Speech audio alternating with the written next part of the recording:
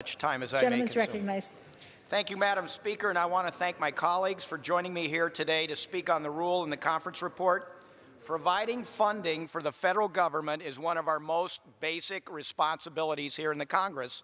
Unfortunately, the Congress in the last session failed to get it done and pass an appropriations package or even short-term continuing resolution, and that resulted in a 35-day shutdown, the longest in U.S. history, and something I hope we all can avoid from this point forward.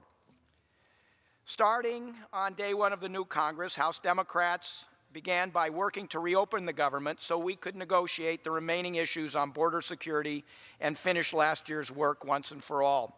And today, we are accomplishing that goal. I want to close with a thank you to the Appropriations Committee, who worked very hard to get this done. I want to thank the Rules Committee, where we heard every one of these appropriations bills, but I especially want to thank the 800,000 federal employees affected by the shutdown, as well as the other 1.2 million federal employees across the country. You are patriots. The employees are patriots for the work they do each and every day on behalf of our country and our citizens. I met with dozens of federal employees during the shutdown. I heard about the uncertainty of how to pay bills and the mental anguish from being sidelined from work because you were not accepted or essential.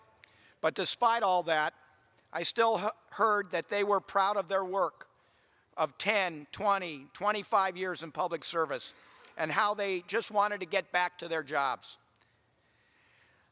I am hopeful too, Mr. Cole, that we can come together on these important responsibilities. There are going to be basic disagreements, and hopefully we can work together to iron most of those out. But shutting down the government is something we have to avoid from this point forward. So I hope the lessons we in Congress learned from this shutdown are not forgotten, and we continue working together to prevent this from happening again. With that, Madam Speaker, I encourage a yes vote on the rule and on the previous question.